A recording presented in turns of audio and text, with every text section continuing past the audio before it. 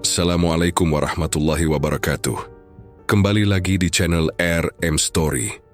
Hutan itu sunyi, seolah menolak kehadiran siapapun yang masuk terlalu jauh. Pohon-pohon besar menjulang, daunnya rapat hingga cahaya bulan hanya menetes samar di celah ranting. Di tengah rimba itu ada sebuah telaga berwarna hitam, airnya pekat seperti minyak yang membusuk. Tidak ada riak, tidak ada suara hewan malam. Tempat itu seperti mati. Warga menyebutnya telaga mayit. Malam itu, seorang pria dengan tubuh lusuh dan penuh luka menyeret sesuatu yang dibungkus kain lusuh berwarna kelabu. Nafasnya tersengal, kakinya terseret lumpur. Setiap langkah terdengar berat seperti ada beban yang lebih besar dari apa yang tampak di matanya. Tangannya gemetar, tubuhnya bergetar. Wajahnya dipenuhi peluh meski udara malam begitu dingin. Ya Allah, kenapa harus begini? Gumamnya lirih, hampir tenggelam oleh suara hutan yang sunyi, bungkusan. Itu panjangnya hanya seukuran anak kecil. Dari celah kain yang koyak, terlihat rambut hitam yang kusut. Tak ada gerakan dari dalamnya. Jelas sudah, isinya adalah jasad seorang anak. Pria itu akhirnya tiba di tepi telaga. Ia terduduk, lututnya gemetar, matanya menatap air hitam yang tidak memantulkan apapun. Hening sekali. Ia merasa seolah telaga itu sedang menunggu, menatap dan membuka mulut lebar untuk menelan tumbal yang dibawanya. Aku sudah menepati janji. Suaranya bergetar. Ini bayaran yang kalian minta. Jangan ganggu aku lagi. Jangan. Tangannya gemetar saat menyentuh bungkusan kain. Ia menoleh kanan kiri, seolah memastikan tidak ada orang lain yang melihat. Tapi hutan itu hanya berisi kegelapan. Ia sendirian, ditemani rasa takut yang mencengkeram lebih kuat daripada dinginnya malam. Dengan tenaga terakhir, ia mendorong bungkusan itu ke dalam air. Bunyi plung terdengar berat, diikuti riak kecil yang cepat lenyap. Air hitam itu langsung menelan jasad tanpa jejak, seperti memang sudah lapar menanti isinya. Pria itu terdiam, dadanya naik turun, matanya berkaca-kaca. Ampuni aku, nak, ucapnya dengan suara parau. Aku tidak bisa melawan. Aku sudah salah, aku sudah terlalu jauh. Air telaga yang tenang tiba-tiba beriak. Riak itu bukan seperti ombak biasa, melainkan bergerak melawan arah angin. Dari tengah telaga muncul kepala-kepala manusia. Rambut mereka basah, wajahnya membusuk, dan mata mereka merah menyala menembus kegelapan. Ada yang mulutnya sobek, ada yang lidahnya menjulur panjang. Pria itu mundur, tubuhnya terbentur, akar pohon di belakangnya. Matanya melebar, suaranya tercekat. Astagfirullah, apa ini? Satu persatu kepala itu mendekat ke tepi. Mereka tertawa, suara tawanya seperti gabungan jeritan dan lolongan. Di antara mereka muncul sosok wanita pucat. Wajahnya rusak, sebagian pipinya seperti meleleh, matanya kosong namun tetap menatap tajam. Gaunnya putih, basah, menempel di tubuh, kurusnya. Hah, hah, hah, suara mereka bergema. Kau benar-benar gila menyerahkan darah dagingmu sendiri. Pria itu menggeleng keras. Diam, jangan katakan itu. Wanita pucat itu melangkah ke tepi, kakinya tak menimbulkan riak. Meski menginjak air, ia mendekat, wajahnya semakin jelas terlihat. Anakmu, dagingmu, darahmu sendiri. Kau korbankan. Kami senang, kami tertawa, karena manusia paling hina adalah yang tega mengorbankan keluarganya. Tidak, aku terpaksa. Aku tidak punya pilihan. Tapi kau pernah berjanji, bisik wanita itu. Suaranya seperti gesekan besi berkarat, dan janji tidak bisa ditarik kembali. Pria itu terisak. Air matanya jatuh bercampur keringat dingin. Aku menyesal. Aku tidak tahu. Aku tidak tahu akibatnya begini. Tawa mereka semakin keras, seperti mengejek dari segala arah. Suara itu memantul di pepohonan, membuat hutan terasa bergetar. Pria itu menutup telinganya, tapi suara itu tetap menusuk kepalanya. Lihatlah manusia, ujar salah satu kepala dengan suara parau. Setiap janji ada bayarannya. Dan kau membayar dengan darah anakmu sendiri. Pria itu menjerit, kepalanya tertunduk, tubuhnya gemetar hebat. Ampun, ampunilah aku. Wanita pucat itu semakin mendekat. Wajahnya hanya sejengkal dari wajah pria itu. Bau busuk menyengat menusuk hidung, membuatnya hampir muntah. Tidak ada ampun bagi pengkhianat darah, bisiknya. Hanya penyesalan yang akan menemanimu selamanya. Pria itu terjatuh terduduk. Tubuhnya lemas seolah jiwanya sudah terkuras habis. Ia memalingkan wajah, tidak sanggup menatap makhluk-makhluk itu. Air matanya terus mengalir. Kenapa? Kenapa harus anakku? Suaranya hampir tak terdengar. Hutan kembali sunyi. Suara tawa perlahan menghilang. Kepala-kepala itu lenyap ke dalam air, menyisakan permukaan telaga yang kembali tenang. Wanita pucat itu terakhir menatapnya sebelum tubuhnya ikut larut ke dalam air pekat. Pria itu masih terduduk di tepi telaga. Nafasnya putus-putus, tubuhnya kaku. Hatinya remuk, pikirannya porak-poranda. Di kepalanya hanya ada bayangan wajah anaknya, senyum terakhir yang kini berubah menjadi tubuh dingin di dasar telaga. Ya Allah, aku sudah hilang. Aku sudah kehilangan segalanya. Suaranya serak, nyaris hanya gumaman. Angin malam berembus pelan, membawa aroma busuk dari arah telaga. Pria lusuh itu masih terduduk di tepi air hitam. Tubuhnya kaku, wajahnya tertunduk. Rasa sesal menjerat lebih dalam daripada lumpur yang menempel di kakinya. Suasana mencekam itu seperti terpatri di udara, membekas di hutan yang diam. Waktu berlari, tahun berganti. Namun bayangan malam di telaga itu seakan tidak pernah hilang. 5 tahun kemudian, roda sebuah bus berderit memasuki jalan berliku di tengah persawahan yang mulai menguning. Udara siang terasa kering, matahari menembus kaca bas yang berdebu. Di kursi dekat jendela, seorang pemuda berwajah letih menatap keluar dengan tatapan kosong. Itulah Bima, lelaki yang lama merantau ke ibu kota dan kini memutuskan pulang ke desa Banyujiwo. Tangannya menggenggam tiket yang sudah kusut, sementara pikirannya melayang pada kenangan lama. Rumah peninggalan orang tuanya, jalan setapak yang dulu sering ia lalui, serta wajah-wajah tetangga yang entah masih sama atau sudah berubah. Ada getar rindu sekaligus rasa asing yang menempel di dadanya. Bus melambat ketika melewati sebuah tikungan. Seorang nenek dengan pakaian serba hitam naik. Langkahnya tertatih. Ia duduk tepat di samping Bima. Bau kayu terbakar samar menempel pada bajunya. Bima menoleh sekilas hendak menawarkan bantuan, tapi nenek itu lebih dulu bicara. Anak muda, suaranya serak. Kalau kau ke Banyujiwo, hati-hatilah. Kalau terasa tidak nyaman, segeralah pergi. Jangan tunggu sampai semuanya terlambat. Bima tertegun. Maksudnya, Nek? Nenek itu hanya tersenyum kecut. Matanya kosong menatap lurus ke depan. Aku cuma bilang, jangan bandel pada tanda-tanda. Desa itu menyimpan banyak yang tidak kelihatan. Bima merinding. Kata-kata itu sederhana, tapi menusuk. Ia ingin bertanya lebih lanjut, namun nenek itu memejamkan mata, seperti enggan bicara lagi. Bus terus berjalan, meninggalkan rasa tidak enak yang menempel di dada Bima. Beberapa jam kemudian, bus akhirnya berhenti di terminal kecil di pinggir desa. Bima turun, menghela napas panjang. Udara kampung terasa lebih sejuk, namun juga menyimpan kesunyian aneh yang belum ia kenali. Di depan terminal, seorang pria paruh-baya dengan jaket ojek lusuh melambaikan tangan. Bima?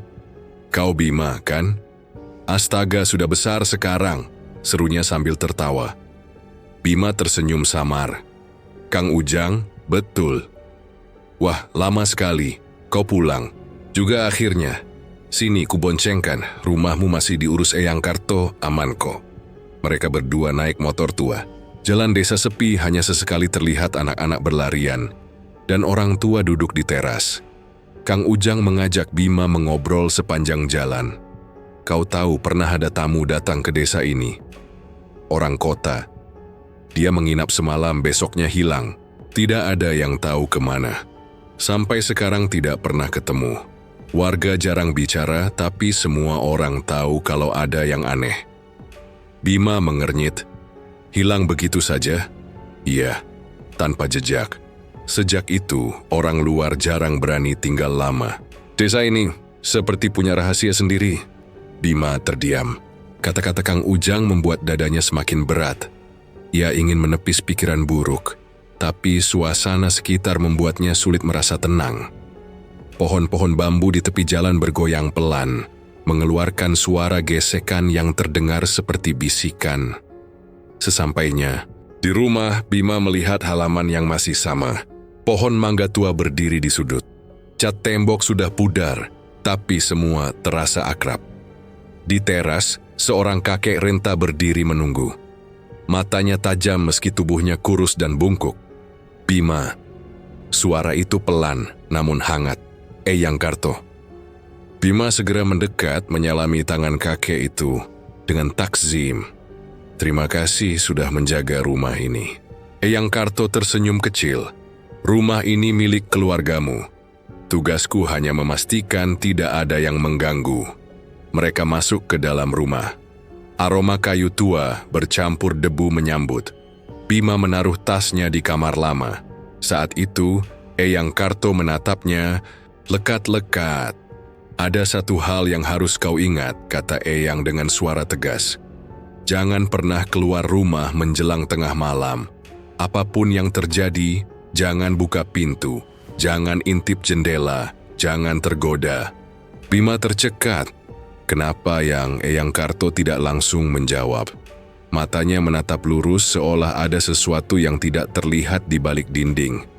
Karena malam di sini bukan milik manusia, kau cukup dengarkan, jangan melawan. Hening menyelimuti ruang tamu. Bima hanya bisa mengangguk meski hatinya dipenuhi tanda tanya. Malam pun tiba. Bima duduk di kursi tua, menatap lampu minyak yang bergoyang di terpa angin. Suasana desa begitu berbeda dengan kota. Tidak ada suara kendaraan, hanya bunyi jangkrik dan sesekali gonggongan anjing jauh di ujung jalan. Kata-kata nenek di bus, cerita, Kang Ujang dan pesan keras Eyang Karto terus terngiang. Ia mencoba menenangkan diri, tapi dadanya berdebar tidak karuan. Rasa asing menempel di setiap sudut rumah, seperti ada mata yang mengintai dari kegelapan. Bima akhirnya merebahkan diri di ranjang. Ia memejamkan mata, tapi sulit tidur. Suara bambu bergesek terdengar seperti orang berbisik. Angin menembus celah, dinding membawa aroma lembab yang membuat bulu kuduknya berdiri. Dalam gelap, ia teringat wajah orang tuanya yang sudah lama tiada. Hatinya hangat sekaligus perih. Pulang ke kampung ternyata tidak membawa ketenangan seperti yang ia bayangkan. Sementara itu di ruang depan Eyang Karto duduk bersila. Tangannya menggenggam tasbih, bibirnya berkomat kamit.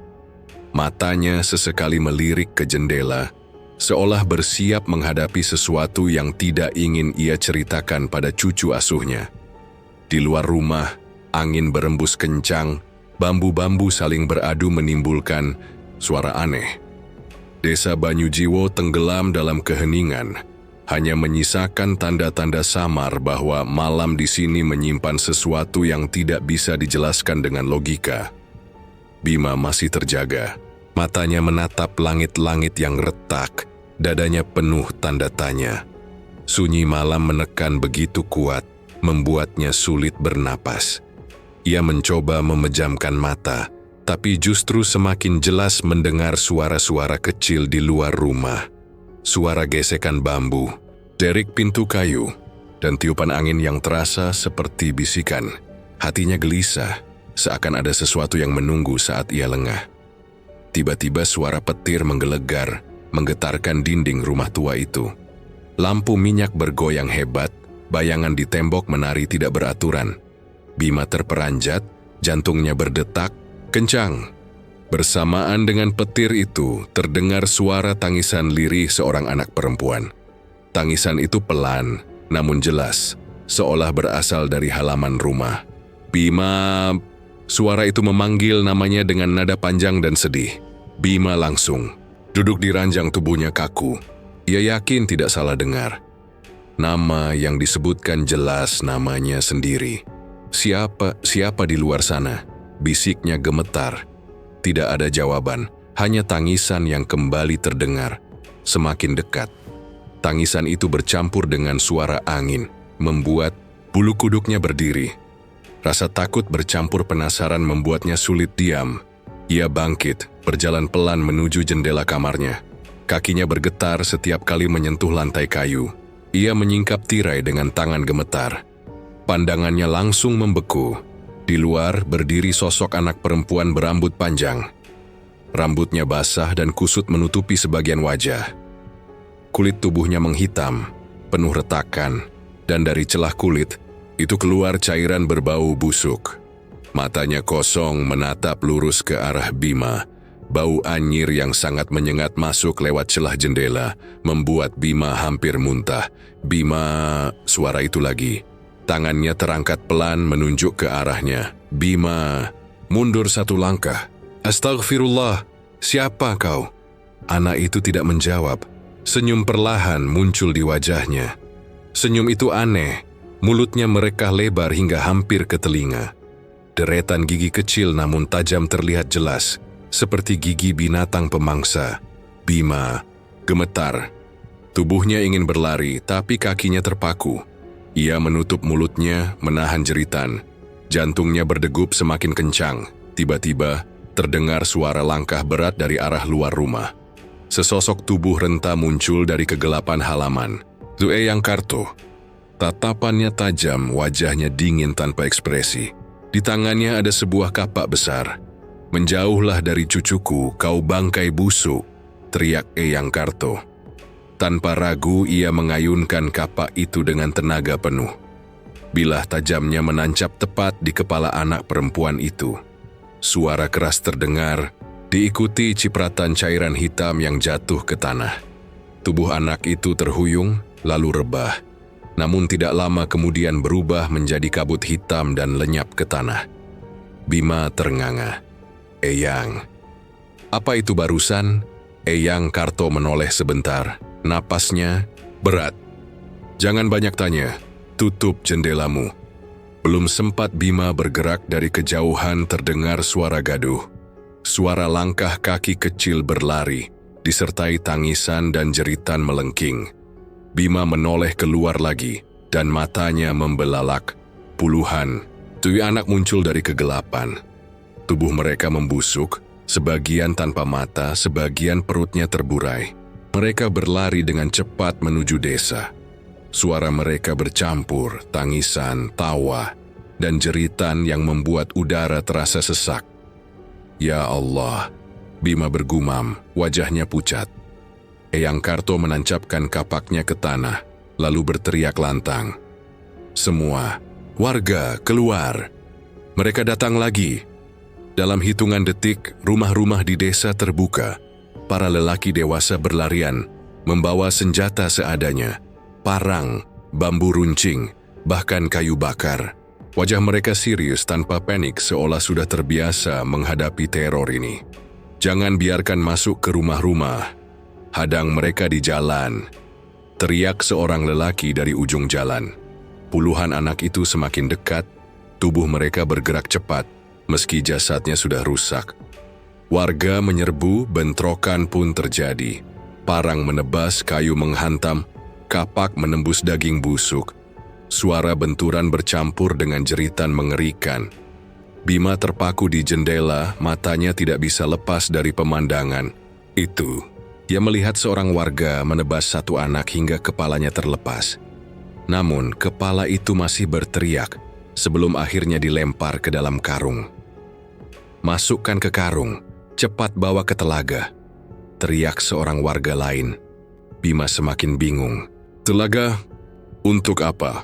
Di luar, Eyang Karto dan Kang Ujang bergerak lincah.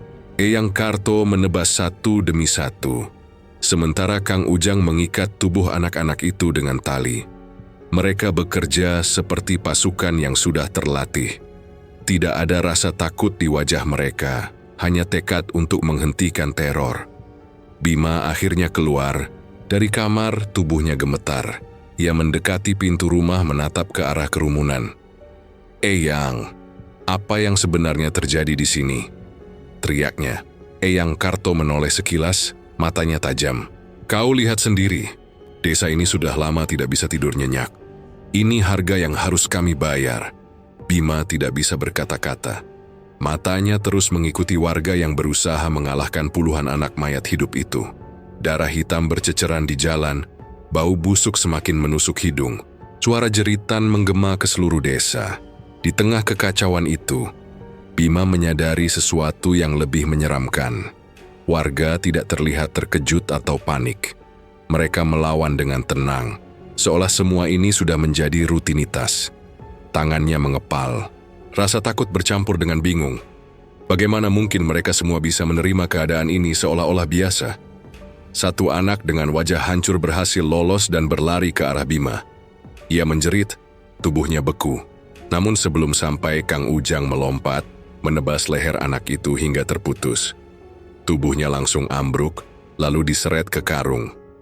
Bima mundur, wajahnya pucat pasi. "Ini gila. Ini bukan dunia yang aku kenal." Eyang Karto menepuk pundaknya. "Keras, diam dan lihat, jangan ikut campur kalau kau tidak siap mati." Bima menggigil, dadanya sesak, pikirannya kacau. Ia merasa seperti terjebak dalam mimpi buruk yang tidak ada ujungnya. Pertarungan berlangsung lama. Satu persatu anak itu ditaklukkan. Tubuh mereka diikat dan dilempar ke dalam karung.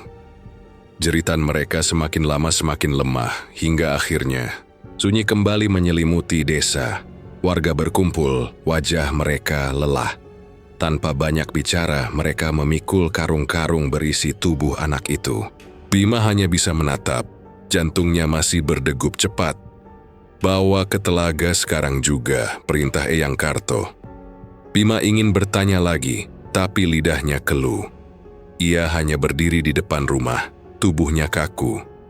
Pemandangan itu menempel di matanya.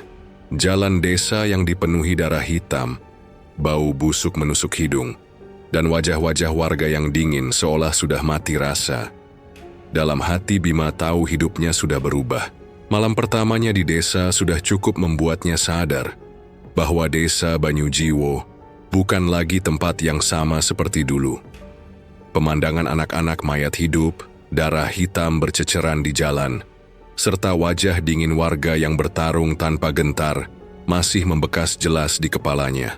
Ia tidak tidur semalaman, hanya terduduk di tepi ranjang dengan tatapan kosong. Pagi menjelang, ayam berkokok dari kejauhan. Matahari perlahan naik, sinarnya menembus celah dinding bambu. Bima keluar rumah dengan wajah letih. Di jalanan masih ada bekas darah hitam yang sudah mengering. Bau busuk samar masih tercium, meski warga sudah membersihkan sisa-sisa semalam. Beberapa orang terlihat menjemur pakaian, ada yang menyapu halaman. Namun raut wajah mereka tetap muram. Tidak ada suara canda, tidak ada obrolan ringan. Desa itu seperti hidup dalam ketakutan yang tidak pernah usai. "Bima!" terdengar suara memanggil dari belakang.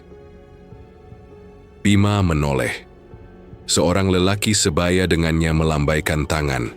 Wajahnya ramah, meski ada lingkar hitam di bawah mata. Itulah Gilang, teman masa kecil yang sudah lama tidak ia temui. "Gilang, kau masih di sini rupanya," ucap Bima sambil menepuk bahunya. "Masih, aku tidak pernah kemana-mana. Dan sekarang kau pulang, tepat di saat desa kita sedang dalam masa paling kelam." Bima menarik napas panjang. "Aku tidak bisa tidur semalaman. Semua yang kulihat semalam, apa itu memang sudah biasa di sini?" Gilang terdiam sejenak, lalu mengajaknya duduk di balai bambu di dekat warung kecil yang sudah tutup. Matanya menatap lurus ke jalan. "Bima, ada hal yang harus kau tahu. Selama 2 tahun terakhir, desa ini tidak pernah damai. Setiap beberapa malam sekali, jasad anak-anak bangkit dari kubur. Mereka datang menyerbu, menangis, tertawa, dan mencoba masuk ke rumah-rumah. Tidak ada pilihan lain bagi warga selain melawan. Bima menggeleng, tidak percaya. Bagaimana mungkin anak-anak yang sudah mati bisa hidup kembali? Bukan hidup, Bim, jawab Gilang dengan suara pelan. Itu hanya tubuh yang dipaksa bangkit. Tidak ada jiwa, tidak ada roh. Yang ada hanya amarah dan bau busuk kematian. Kami tidak bisa lari. Satu-satunya cara menghentikan mereka adalah membuang jasad itu kembali ke telaga mayit. Kalau tidak, mereka akan berkeliaran dan menyerang siapa saja. Bima tertegun. Jadi itu yang kulihat semalam? Mereka semua dibawa ke telaga? Gilang mengangguk. Iya, setiap kali kami menaklukkan mereka, jasad-jasad itu harus dikembalikan ke telaga. Kalau tidak, mereka akan bangkit lagi malam berikutnya. Itu sudah aturan yang berlaku, entah sejak kapan. Bima menunduk, pikirannya kacau. Tapi kenapa bisa begitu? Apa yang membuat desa ini dihantui seperti itu? Gilang tidak langsung menjawab. Dia menatap tanah, wajahnya penuh beban. Tidak ada yang tahu pasti, tapi Eyang Karto percaya bahwa desa ini sudah dikutuk. Dan kutukan itu melekat pada telaga. Apapun yang mati tidak pernah benar-benar tenang. Bima terdiam. Ia merasakan dadanya sesak. Pagi yang seharusnya membawa ketenangan justru dipenuhi dengan cerita mengerikan. Tak lama, Eyang Karto datang membawa tongkat. Wajahnya tampak lelah, namun matanya tetap tajam. Ia duduk di samping mereka, mendengar sebagian percakapan tadi. Bima, kata Eyang dengan suara berat, kau sudah lihat sendiri. Ini bukan cerita kosong, 2 tahun kami hidup begini. Dan sampai sekarang tidak ada seorang pun yang bisa menghentikannya. Bima menatapnya. Eyang, apakah tidak ada jalan, tidak ada orang pintar atau siapapun yang bisa membantu? Eyang Karto menghela napas panjang. Sudah banyak yang mencoba, semua gagal. Kutukan ini bukan perkara biasa. Kami hanya bisa bertahan. Malam demi malam melawan jasad-jasad itu, lalu membuangnya ke telaga. Begitulah caranya agar desa tidak habis dimakan mereka. Kalau begitu, sampai kapan ini akan berlangsung? Suara Bima meninggi, penuh emosi. Eyang menatap lurus ke matanya. Sampai akhir hayat, sampai telaga puas, sampai kutukan ini memilih berhenti. Kata-kata itu menusuk Bima. Ia terdiam, lidahnya keluh. Gilang hanya menunduk, wajahnya penuh rasa pasrah. Beberapa warga lewat membawa karung kosong, bersiap untuk malam berikutnya. Wajah mereka biasa saja, seperti orang yang hendak pergi bekerja. Namun Bima tahu, di balik sikap itu ada rasa takut yang sudah terlalu lama dipendam. Ia bangkit berdiri menatap sekeliling desa. Jalan tanah berdebu, rumah-rumah tua berjajar. Namun di balik semua itu ada suasana yang mencekam. Aku tidak bisa tinggal diam, ucapnya lirih. Aku harus melakukan sesuatu. Tidak mungkin desa ini dibiarkan begini terus, Gilang menoleh. Bima, kau tidak tahu seberapa beratnya ini. Semua orang sudah menyerah. Jangan sampai kau yang baru pulang malah ikut hancur. Aku tidak peduli, jawab Bima tegas. Kalau kalian hanya pasrah, biarkan aku yang mencari jalan. Eyang Karto menatapnya lama, seolah menilai kesungguhan hatinya. Kau belum tahu apa-apa, Bima. Rasa ingin tahu bisa jadi senjata, tapi juga bisa jadi racun. Jangan terburu-buru. Dengarkan dulu, pelajari dulu, baru kau bisa menentukan langkah. Hening melingkupi mereka. Hanya suara angin yang melewati pohon bambu terdengar samar. Bima akhirnya duduk kembali. Ia menunduk, tangannya mengepal. Rasa takut, marah, dan putus asa bercampur jadi satu. Dalam hati kecilnya, ia sadar betapa dalamnya jurang yang sedang dihadapinya. Waktu berjalan pelan. Matahari siang mulai menyengat. Warga berlalu lalang dengan wajah muram, seolah bayangan malam kemarin masih mengikuti langkah mereka. Anak-anak desa tidak bermain di jalan, hanya berdiam di rumah, seakan sudah tahu dunia luar tidak lagi aman. Bima menatap wajah Gilang yang terlihat lebih tua dari usianya. Kau hidup begini terus, Lang. Gilang mengangguk lemah. Setiap malam, Setiap bulan, tidak pernah ada habisnya. Bima menutup wajah dengan kedua tangannya. Ia merasakan tubuhnya gemetar lagi. Bayangan anak-anak yang menyerbu semalam kembali muncul di kepalanya. Bau busuk itu masih menempel di hidungnya. Ia ingin berteriak, ingin lari, tapi kakinya tetap tertahan di tanah desa ini. Rasa penasaran dan tekad membuatnya tidak bisa kabur begitu saja. Sementara Eyang Karto hanya menatap jauh ke arah jalan menuju telaga. Matanya redup, tapi dalam tatapan itu ada sesuatu yang dalam. Pasrah. Hari terus berjalan, namun bagi Bima, waktu seolah berhenti. Semua cerita tentang jasad anak-anak yang bangkit, tentang telaga yang haus, dan wajah pasrah warga desa masih menekan pikirannya. Ia merasa tidak bisa hanya diam, tapi jalan yang harus ditempuh juga tidak jelas. Ketika siang merambat, Bima akhirnya memutuskan untuk mencari jawaban di luar desa. "Kang Ujang," ucap Bima saat mereka duduk di warung kopi kecil yang sepi. "Aku ingin ke desa tetangga. Siapa tahu ada orang pintar yang bisa membantu." Kang Ujang menatapnya lama, lalu menghela napas. "Kau yakin? Desa Banyujiwo saja sudah cukup berat. Kalau kau ikut campur, bisa-bisa kau yang binasa." "Aku tidak peduli. Aku tidak bisa tinggal diam. Kalau hanya pasrah, selamanya desa ini tidak akan lepas dari kutukan." Kang Ujang terdiam. Ada keraguan di wajahnya, namun akhirnya ia mengangguk. "Baiklah, kalau begitu besok pagi kita berangkat ke Bonomulyo. Aku antar kau." Keesokan harinya mereka berdua berangkat dengan motor tua. Jalan setapak berdebu, melewati persawahan luas yang mulai menguning.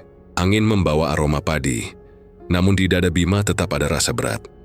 Sesampainya di desa Bonomulyo, suasana berbeda langsung terasa.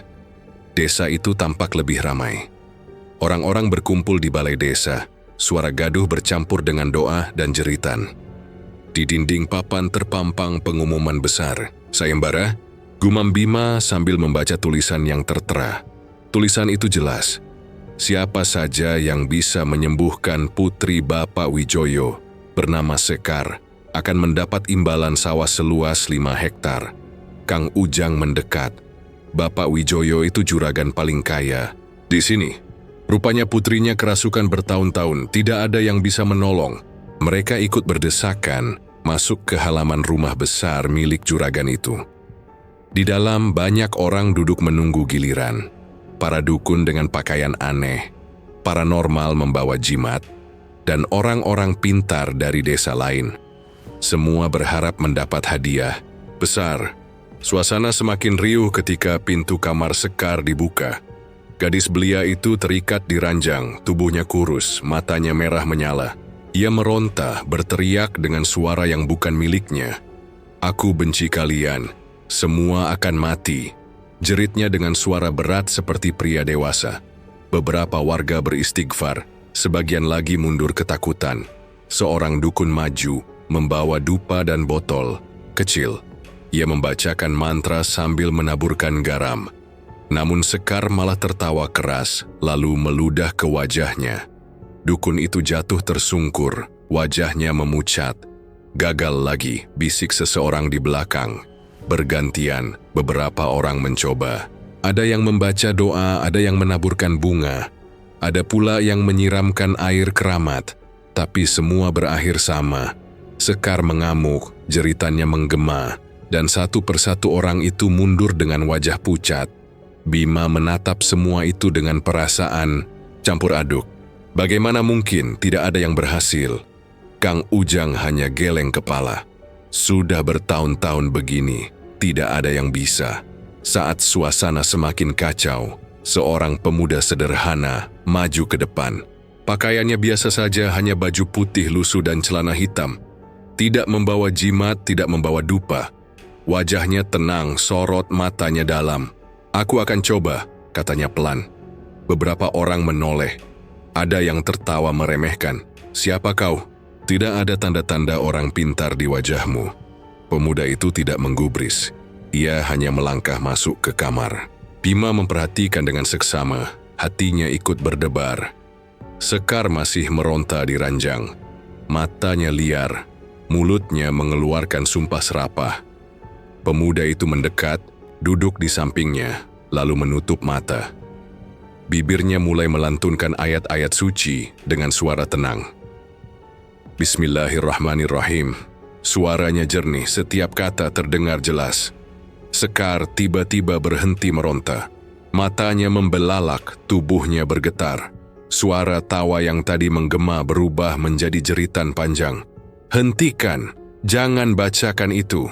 Pemuda itu tidak goyah. Ia terus membaca, semakin lantang. Ayat demi ayat mengalir tanpa henti. Tangannya perlahan menyentuh dahi Sekar. Gadis itu menjerit lebih keras. Tubuhnya melengkung seperti hampir patah. Beberapa warga menutup telinga. Ada yang menunduk sambil menangis. Bau busuk tiba-tiba memenuhi ruangan, membuat orang-orang terbatuk. Namun pemuda itu tetap tenang. Ia terus membaca hingga suara Sekar melemah, lalu menghilang sama sekali. Tubuh gadis itu terkulai, napasnya tenang, matanya perlahan terpejam. Semua orang terdiam. Suasana hening, hanya suara detak jantung Bima yang berdentum di telinganya. Pemuda itu bangkit, menatap warga. Sudah, dia tenang sekarang. Bapak Wijoyo yang sejak tadi berdiri di sudut ruangan berlari mendekat. Air matanya jatuh. Sekar, anakku. Ia memeluk putrinya erat, suaranya pecah. Siapapun kau telah menyelamatkan hidupnya. Warga bersorak, beberapa berteriak Allahu Akbar. Suasana berubah seketika.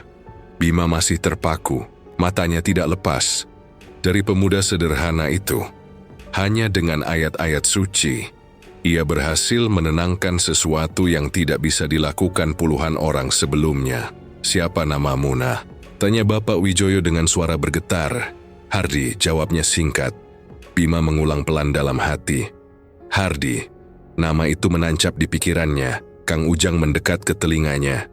Kau lihat sendiri, Bim, mungkin dia orang yang kau cari. Tidak, perlu jimat, tidak perlu sesajen. Hanya dengan doa ia berhasil. Bima mengangguk pelan, tapi dadanya tetap bergetar. Ia merasa ada sesuatu yang lebih besar dari sekadar penyembuhan Sekar. Namun ia tidak berani memastikan apapun. Warga masih riuh memuji Hardi. Bapak Wijoyo menjanjikan hadiah sesuai yang tertulis di pengumuman. Namun pemuda itu hanya menunduk. Bukan sawah yang aku cari. Aku hanya melakukan apa yang seharusnya. Kata-kata itu membuat Bima semakin yakin. Di tengah pasrah dan keputusasaan, ada satu cahaya kecil yang mungkin bisa membuka jalan. Namun malam semakin dekat dan kerumunan belum juga bubar. Warga masih ramai di halaman rumah Bapak Wijoyo. Sebagian memuji Hardi, sebagian lagi membicarakan hadiah besar yang dijanjikan. Bima berdiri di sudut, wajahnya muram. Rasa kagum bercampur gelisah membuat dadanya terasa sempit. Ia tahu kemenangan kecil ini bukan akhir dari keresahannya. Hardi keluar dari kamar Sekar dengan langkah tenang. Ia duduk di kursi bambu di teras, menatap langit yang mulai gelap. Kang Ujang menghampiri disusul Bima. Aku tidak habis pikir, kata Bima pelan. Kau bisa menenangkan Sekar hanya dengan doa. Semua orang gagal, tapi kau berhasil. Bagaimana? Mungkin Hardi menoleh, matanya teduh. Sekar kerasukan bukan karena roh gentayangan biasa. Ada yang sengaja meletakkan benda-benda aneh di sekitarnya. Benda kotor yang menarik makhluk halus. Itu ulah manusia, bukan hanya gangguan gaib. Kang Ujang mengerutkan dahi. Jadi ada orang yang memang ingin mencelakakan anak juragan itu? Hardi mengangguk. Iya, dan itu bukan hal baru. Banyak orang serakah yang rela menggunakan jalan gelap. Bima menelan ludah. Kalau begitu, bagaimana dengan desaku? Desa Banyu Jiwo, apa yang kulihat di sana? Anak-anak mati yang bangkit lagi. Itu bukan hal biasa. Hardi menatap tajam. Itulah yang ingin kubicarakan. Aku merasakan ada ikatan antara desa kalian dengan sebuah tempat. Tempat itu disebut Telaga Mayit, bukan? Bima terkejut. Kau tahu tentang telaga itu? Aku bisa merasakannya, jawab Hardi. Kutukan di desa kalian berasal dari sana. Ada sosok yang menerima tumbal manusia di dalam telaga itu. Dia bukan roh biasa, tapi penjaga yang sudah lama terikat dengan janji-janji kotor manusia. Kang Ujang menatap ngeri. Penjaga telaga? Apa maksudmu? Hardi menghela napas panjang. Aku harus melihat sendiri. Kalau kalian mau, antar aku ke telaga itu.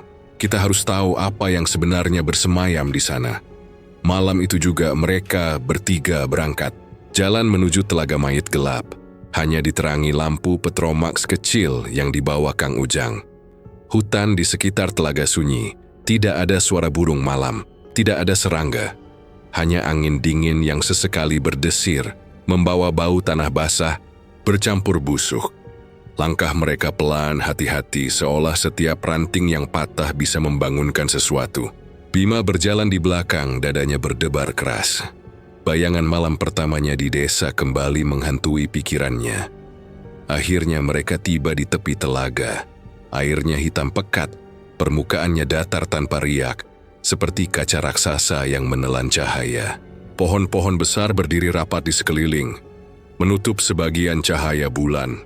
Hardi berdiri di depan, menancapkan pandangannya ke air telaga. Ia memejamkan mata, tangannya terangkat. Bibirnya bergerak membaca doa. Udara sekitar mendadak lebih dingin. Angin bertiup keras dan permukaan air mulai beriak. Bima merapat ke Kang Ujang. Lang, aku tidak suka ini. Terlalu sepi, terlalu dingin. Kang Ujang berusaha tegar. Kau kira aku suka? Tapi kita sudah di sini. Kita harus tahu. Riak air semakin besar hingga akhirnya dari tengah telaga muncul sosok tinggi. Wujudnya menyeramkan. Tubuh hitam berlendir. Wajahnya rusak separuh. Satu matanya merah menyala. Dan mulutnya penuh gigi tajam. Tangannya panjang dengan kuku seperti pisau. Bima menjerit kecil. Ya Allah. Kang Ujang mundur beberapa langkah, wajahnya pucat. Itu apa? Hardi membuka mata. Raga Muka, dialah penjaga telaga ini. Dialah yang menerima tumbal manusia. Sosok itu melangkah di atas air, mendekat ke tepi. Suaranya berat, bergema. Siapa yang berani memanggilku? Hardi berdiri tegak. Aku datang untuk tahu kebenaran. Kau yang menerima tumbal anak-anak, kau yang mengikat desa ini dengan kutukan. Raga Muka tertawa keras. Suara tawanya membuat daun-daun bergetar. Manusia, Ridho. Awas hanya simeng. Perebe datang sendiri menyerahkan daging dan darah. Aku hanya menerima. Kenapa mereka bangkit lagi? Kenapa anak-anak itu tidak bisa tenang? Tanya Hardi. Karena janji tidak pernah lunas, jawab Raga Muka. Setiap jiwa yang masuk ke telaga ini tidak bisa pergi. Mereka kembali, mencari keluarganya, mencari siapa yang mengkhianati mereka. Itu hukum yang berlaku di sini. Bima gemetar mendengar kata-kata itu. Jadi benar, semua ini karena tumbal. Raga Muka menoleh ke arahnya, matanya merah menyala. Ya moh, tumbal manusia. Dan sebagian dari mereka adalah darah daging sendiri. Apa kau bisa bayangkan bagaimana rasanya dikhianati oleh orang tuanya sendiri? Bima terdiam, tubuhnya kaku. Kata-kata itu menusuk hatinya. Hardi maju selangkah, suaranya, lantang kutukan ini harus dihentikan. Kau tidak berhak menahan jiwa-jiwa itu. Raga Muka tertawa lagi. Berhenti, tidak ada yang bisa menghentikannya. Aku diciptakan untuk menelan janji. Selama ada manusia yang serakah, aku akan hidup. Aku akan selalu lapar. Angin bertiup kencang, membuat lampu petromax hampir padam. Air telaga beriak keras seolah ada ribuan tangan yang bergerak di bawahnya. Bima berpegangan pada Kang Ujang, wajahnya pucat pasi. Hardi tetap tegak. Ia menutup mata lagi, membaca doa lebih keras. Suaranya menggema, melawan suara angin. Raga Muka menggeram, tubuhnya bergetar, matanya semakin merah. "Aku tidak takut pada ayat-ayatmu," raungnya. Namun suara doa Hardi tidak berhenti. Dari permukaan air muncul kepala-kepala anak dengan wajah membusuk. Mereka menatap dengan mata kosong, sebagian mulutnya masih terbuka seolah ingin berteriak. Bima menutup mulutnya, menahan mual. Kang Ujang beristighfar berulang-ulang. Raga Muka menoleh ke mereka. "Lihatlah, inilah bukti janji yang tidak pernah lunas. Mereka akan selalu kembali, mereka milikku." Hardi berhenti membaca, matanya terbuka. Nafasnya berat. "Kau bukan pemilik mereka. Kau hanya penjaga yang dipelihara oleh kebusukan manusia. Suatu saat semua ini akan runtuh." Raga Muka menggeram, suaranya mengguncang udara. "Berani kau tantang aku, manusia kecil? Kau akan menyesal." Hening mendadak menyelimuti telaga. Riak air perlahan mereda. Kepala-kepala itu tenggelam lagi. Raga Muka menatap mereka untuk terakhir kali. Lalu tubuhnya larut kembali ke dalam air. Permukaan telaga kembali tenang, seolah tidak pernah terjadi apa-apa. Bima jatuh terduduk, tubuhnya lemas. Aku tidak sanggup. Itu terlalu mengerikan." Kang Ujang membantu mengangkatnya. "Aku juga tidak percaya kita baru saja melihat itu." Hardi masih berdiri menatap telaga. Wajahnya tegang, keringat bercucuran. Ia tahu apa yang baru saja mereka saksikan bukan sekadar mimpi buruk, melainkan kenyataan pahit yang melekat pada desa Banyujiwo. Malam semakin larut. Hening menjerat telaga setelah wujud Raga Muka tenggelam kembali ke dalam air. Bima masih terduduk lemas.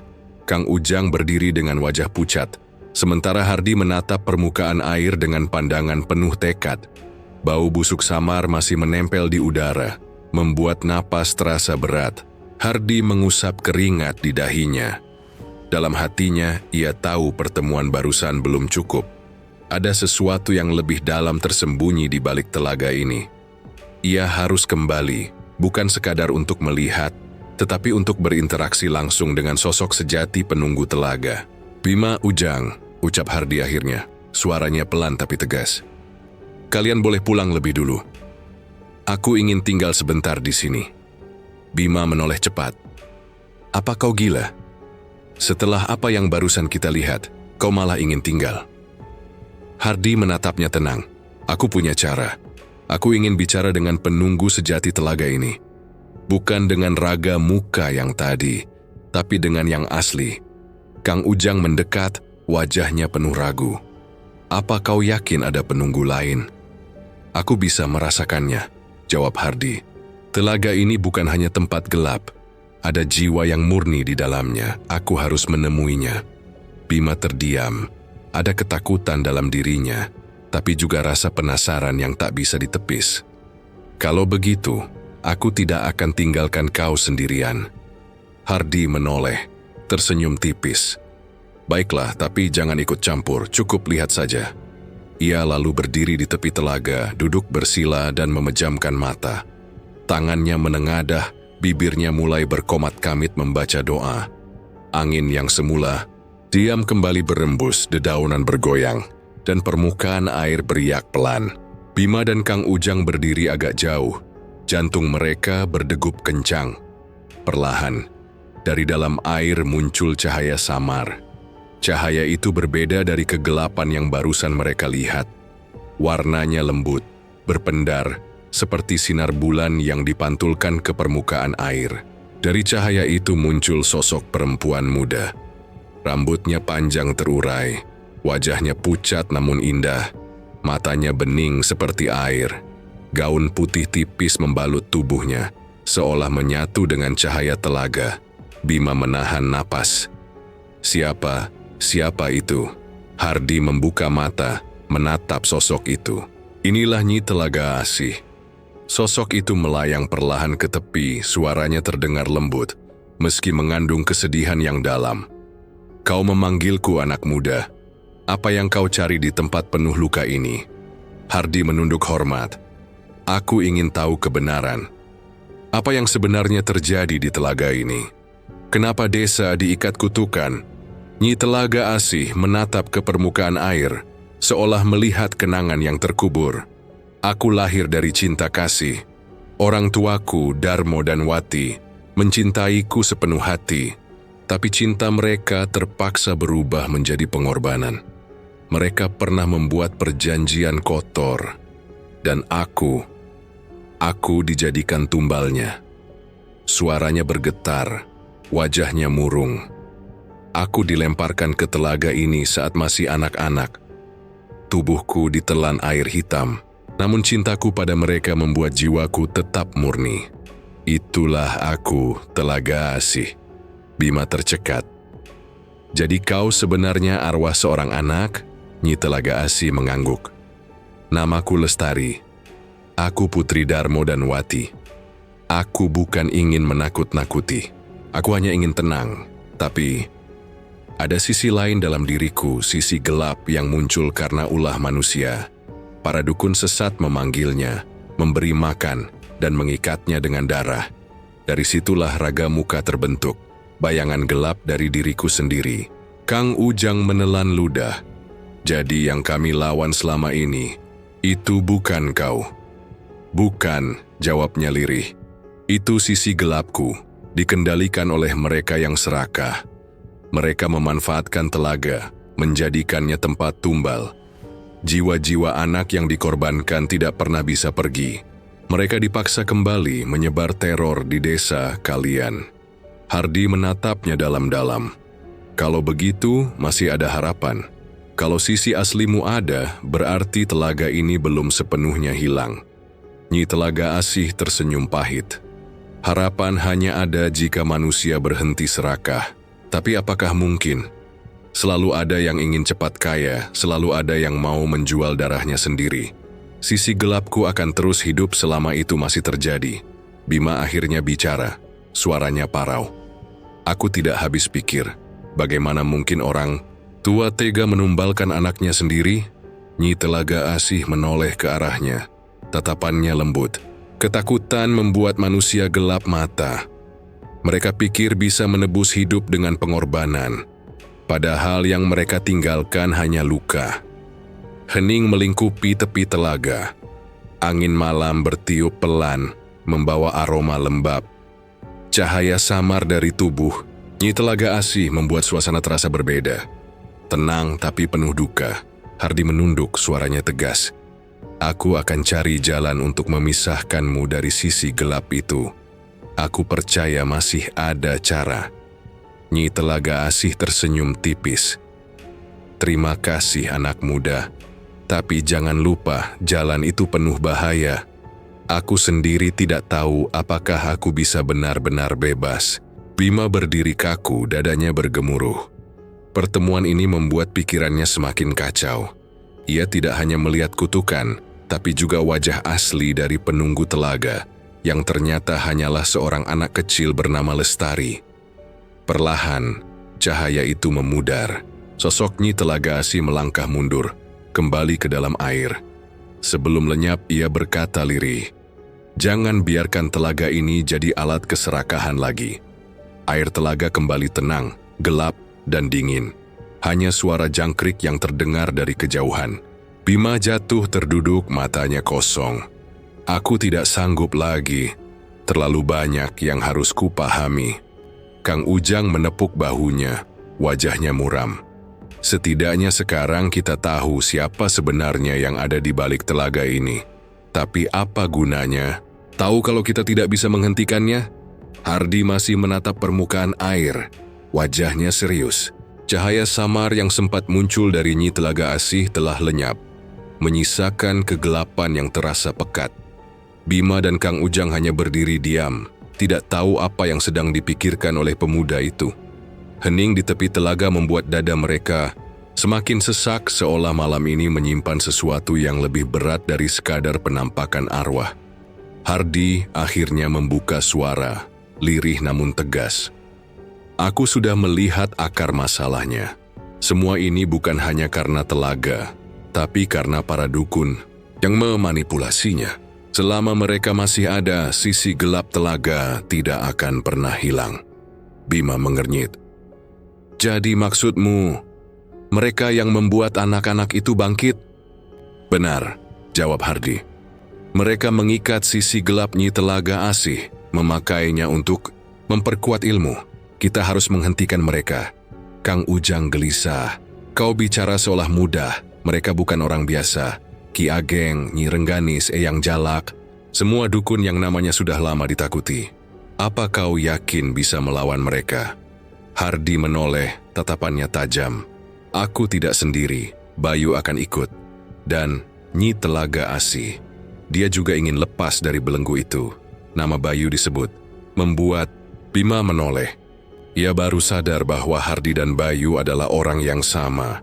Dua nama yang dipanggil dengan cara berbeda. Ada bagian dari dirinya yang selama ini disembunyikan. Kapan kita melakukannya? Suara Bima bergetar. Malam ini, jawab Hardi mantap. Malam semakin larut ketika mereka memasuki hutan di sisi timur telaga. Udara dingin menusuk tulang. Angin berembus membawa aroma kemenyan. Dari kejauhan terlihat cahaya api unggun dan suara lantunan mantra. Itulah tempat para dukun melakukan ritual. Hardi berjalan paling depan. Bima dan Kang Ujang menahan napas, mengikuti dengan langkah pelan. Dari balik pepohonan mereka melihat tiga sosok. Ki Ageng duduk bersila, tubuhnya besar, matanya tajam, jubah hitam melilit tubuh. Di sampingnya, Nyi Rengganis dengan wajah cantik tapi dingin. Rambutnya panjang, tangannya memegang mangkuk berisi darah ayam. Sementara di belakang mereka berdiri Eyang Jalak, tubuhnya kurus namun aura hitam menyelimuti seluruh tubuh. Kalian datang juga, suara Ki Ageng berat, seperti sudah menunggu. Aku sudah mencium bau keberanianmu dari jauh. Nyi Rengganis tersenyum sinis. Anak muda tolol, berani menantang kami hanya dengan doa. Hardi melangkah maju, wajahnya tenang. Kalianlah yang membuat telaga ini jadi sumber kutukan. Kalian memaksa sisi gelap untuk bangkit. Aku tidak akan diam. Eyang Jalak tertawa kecil. Kau pikir bisa menghentikan kami? Sudah banyak yang mencoba, semua mati dengan sia-sia. Pertarungan pun tak terhindarkan. Ki Ageng menghentakkan tangannya ke tanah. Dari bumi muncul asap hitam, berubah menjadi sosok raksasa berwajah serigala. Makhluk itu mengaum, membuat pohon bergetar. Hardi mengangkat tangannya, membaca ayat-ayat suci dengan lantang. Cahaya putih keluar dari mulutnya, menghantam makhluk itu hingga terhuyung. Nyi Rengganis melambaikan mangkuk darah. Cairan merah itu terangkat ke udara, lalu berubah menjadi ular-ular hitam yang meluncur ke arah Hardi. Bayu sisi lain dalam diri. Hardi muncul mengambil kendali tubuh. Tangannya bergerak cepat membentuk simbol pelindung, membuat ular-ular itu terbakar sebelum sempat menggigit. Sementara itu, Eyang Jalak menyerang Bima dan Kang Ujang. Dengan tongkat kayu tua, ia menghunuskan energi hitam yang membuat tanah retak. Kang Ujang terlempar, tubuhnya terbentur batang pohon. Bima gemetar, namun Bayu segera melompat menghadang. Jangan takut, aku yang melawan dia, kata Bayu singkat. Eyang Jalak menyeringai. Kau pikir bisa menandingi aku, bocah? Pertarungan mereka berlangsung sengit. Tongkat Eyang Jalak beradu dengan cahaya doa yang keluar dari tubuh Bayu. Setiap benturan menghasilkan gelombang yang membuat daun berguguran. Di sisi lain, Hardi semakin keras melawan Ki Ageng dan Nyi Rengganis. Suaranya lantang, membaca ayat tanpa henti. Ki Ageng menggeram, lalu melemparkan segenggam tanah bercampur darah. Tanah itu berubah menjadi tangan-tangan hitam yang berusaha meraih Hardi. Namun tiba-tiba, cahaya samar muncul dari telaga. Nyi Telaga masih datang. Wujudnya kembali murni sebagai lestari. Ia melayang di udara, suaranya lembut namun tegas. Berhenti, aku bukan milik kalian. Ku bukan alat untuk keserakahan. Ki Ageng terkejut. Bagaimana mungkin sisi aslimu bisa keluar? Lestari mengangkat tangannya. Cahaya putih menyebar, menghantam tangan-tangan hitam itu hingga lenyap. Wajahnya penuh amarah sekaligus kesedihan. Cukup sudah kalian mempermainkan jiwa-jiwa anak. Kembalikan kedamaian yang telah kalian rampas. Nyi Rengganis menjerit marah. Tubuhnya berubah menjadi asap hitam yang berputar, mencoba menyerang Lestari. Namun Hardi dan Bayu bersatu. Suara doa mereka semakin kuat, membungkus Lestari dengan cahaya. Asap hitam itu terbakar, membuat Nyi Rengganis menjerit kesakitan. Ki Ageng mencoba kabur, namun Bayu menghantamnya dengan cahaya yang keluar dari tangannya. Tubuh Ki Ageng terbanting berasap lalu tergeletak tak bergerak. Eyang Jalak masih bertahan, wajahnya penuh kebencian. "Kalian tidak akan pernah menang," teriaknya. Tapi Lestari maju, menatapnya dengan mata penuh cahaya. "Kutukan ini tidak lagi milikmu." Cahaya meledak dari tubuhnya, menghantam Eyang Jalak.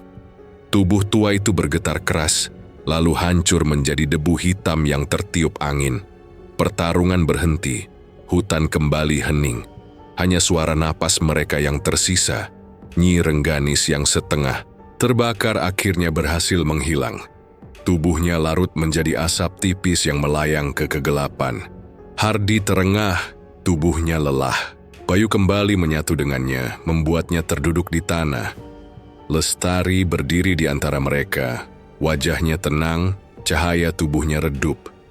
"Terima kasih," katanya lirih. "Untuk pertama kalinya, aku merasa bebas dari belenggu. Tapi ingat, kejahatan tidak pernah benar-benar hilang. Masih ada yang bersembunyi di balik bayangan." Bima mendekat, wajahnya penuh kelegaan, sekaligus kebingungan. Apakah kutukan itu sudah hilang? Lestari menatapnya, senyumnya samar. "Sebagian. Telaga ini mulai bersih, tapi luka tidak bisa hilang begitu saja." Waktu yang akan menjawabnya. Hening kembali turun. Setelah pertarungan itu, hanya suara napas berat yang terdengar. Pohon-pohon kembali diam. Udara malam tidak lagi membawa bau busuk, melainkan hawa lembab yang lebih tenang. Namun, rasa lelah bercampur cemas masih melekat di dada Bima, Kang Ujang, dan Hardi. Mereka tahu apa yang barusan terjadi adalah sesuatu yang tidak bisa dengan mudah dihapus dari ingatan. Keesokan paginya, kabar kemenangan melawan para dukun tersebar cepat ke seluruh penjuru desa Banyujiwo. Warga berbondong-bondong berkumpul di balai desa. Wajah mereka bercampur lega dan tak percaya. Setelah 2 tahun hidup dalam teror, mereka akhirnya merasakan pagi yang lebih ringan. Bapak Lurah Wibowo berdiri di depan warga. Wajahnya tegas, suaranya lantang. "Mulai hari ini kita harus bangkit. Kita tidak bisa terus membiarkan telaga itu dikuasai kegelapan. Kita bersihkan bersama-sama, kita rapikan, agar tidak lagi jadi sarang kutukan." Warga mengangguk, sorot mata mereka penuh semangat. "Bilang sini juga wawan desa, memang biaski. Kita sudah terlalu lama ketakutan. Sekarang waktunya bekerja. Kalau kita bersama-sama tidak ada yang mustahil." Eyang Karto yang duduk di kursi tua hanya menunduk. Matanya berkaca-kaca seolah beban panjang yang dipikulnya perlahan terangkat. "Syukurlah, akhirnya ada cahaya." Juga gumamnya pelan.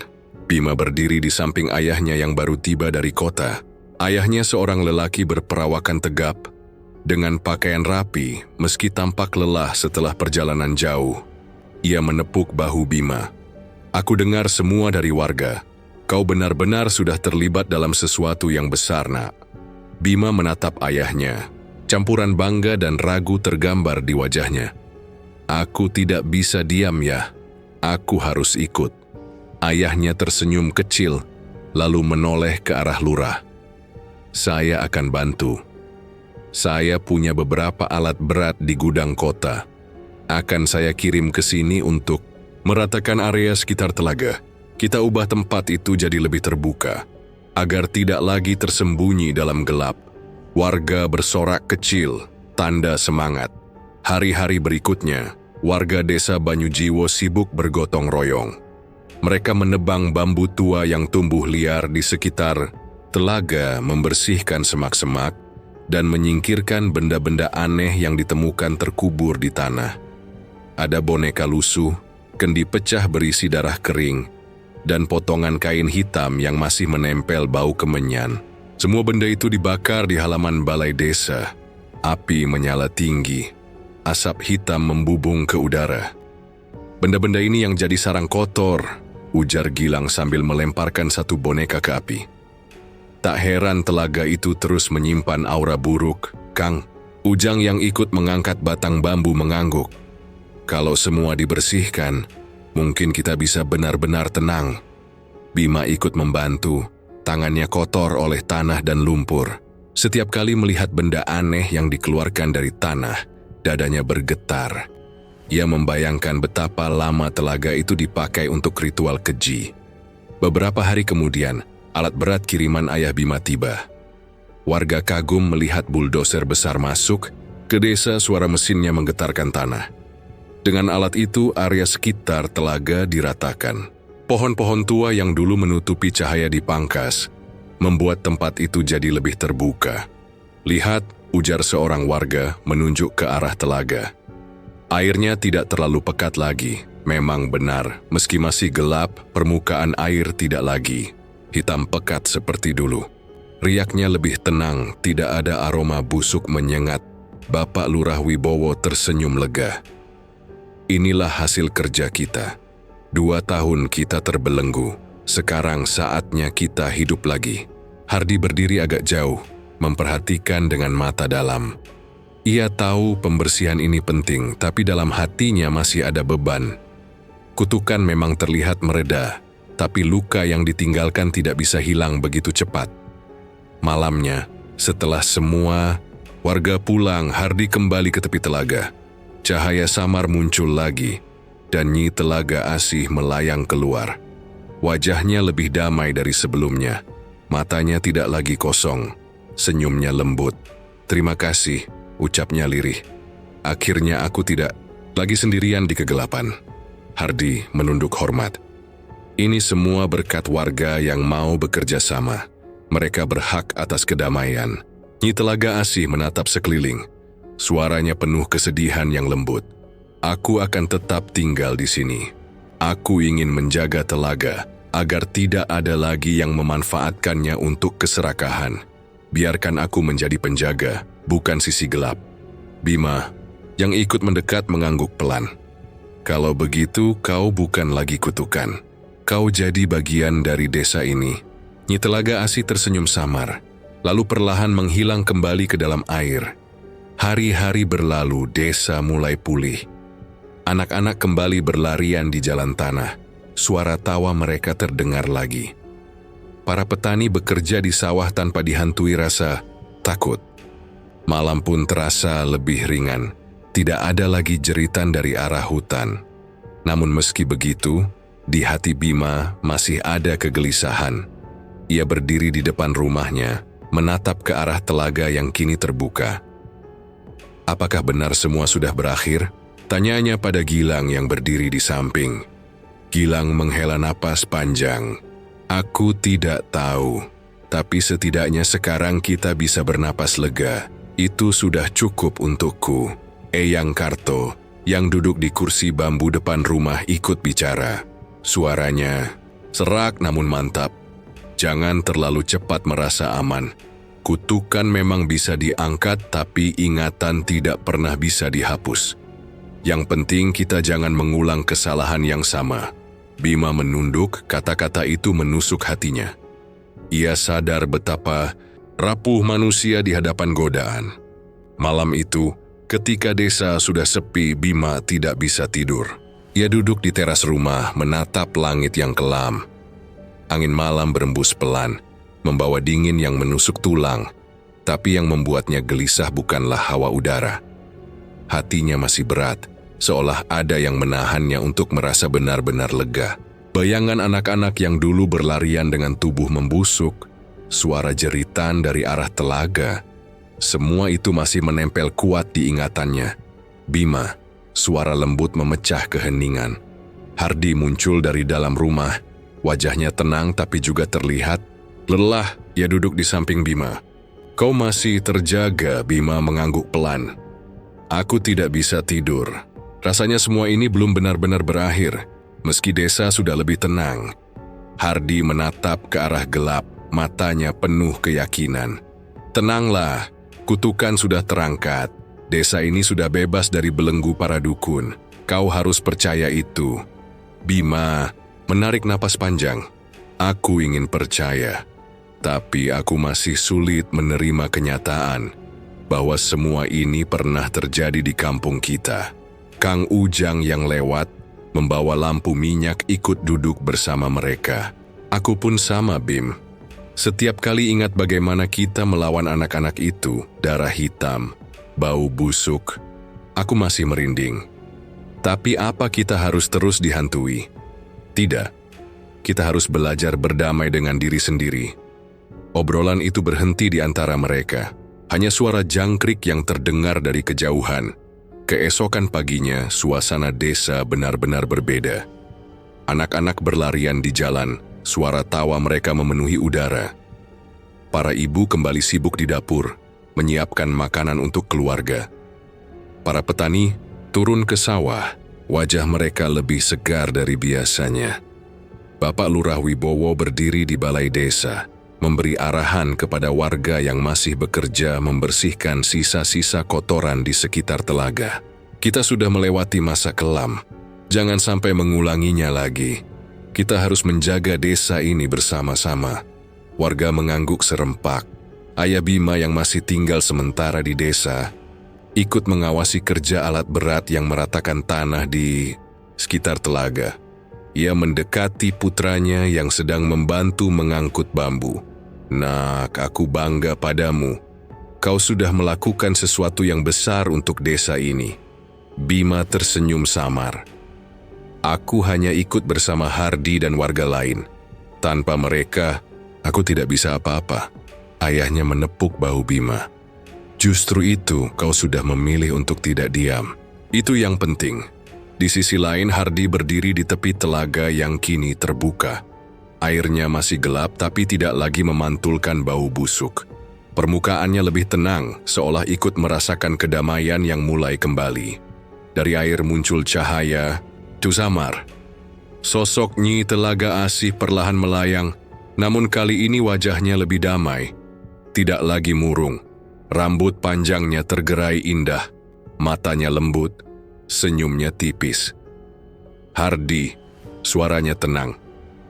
Terima kasih. Berkat kalian, aku tidak liginya terbelenggu. Aku kembali menjadi diriku sendiri. Hardi menunduk hormat. Lestari, sekarang kau bukan lagi kutukan. Kau adalah penjaga yang akan menjaga keseimbangan di sini. Sosok itu tersenyum, lalu menatap ke arah desa. Aku akan tinggal di bangunan tua dekat telaga. Dari sana aku bisa menjaga tempat ini, agar tidak ada lagi manusia serakah yang memanfaatkan kegelapan. Inilah rumahku sekarang. Bima dan Kang Ujang yang ikut menyaksikan terdiam. Tuh mata mereka berkaca-kaca. Bima melangkah maju, suaranya bergetar. Jadi sekarang kau benar-benar tenang? Lestari mengangguk. Iya, untuk pertama kalinya setelah lama, aku merasa benar-benar pulang. Perlahan tubuhnya kembali larut ke dalam telaga, meninggalkan sinar yang memudar. Hari demi hari berlalu, desa Banyujiwo kembali menemukan ritmenya. Warga bisa tidur nyenyak tanpa takut akan jeritan malam. Tidak ada lagi anak-anak yang bangkit dari kubur. Tidak ada lagi serangan mendadak. Desa yang dulu dipenuhi horor kini mulai dipenuhi kehidupan. Namun, meski suasana sudah tenang, bekas luka tetap ada. Bima sering termenung di depan rumah mengingat semua yang telah terjadi. Ia merasa seolah-olah hidupnya sudah diubah selamanya. Suatu sore, ia duduk bersama Hardi di tepi jalan desa. Matahari mulai turun, langit berwarna jingga. Apa kau akan tinggal di sini lama, Hardi? Tanya Bima. Hardi tersenyum tipis. Untuk sementara, iya. Aku dan Bayu akan tetap di sini. Aku harus memastikan tidak ada lagi sisa-sisa ancaman gaib yang muncul. Lagi pula, aku sudah merasa desa ini juga bagian dari diriku. Bima mengangguk pelan.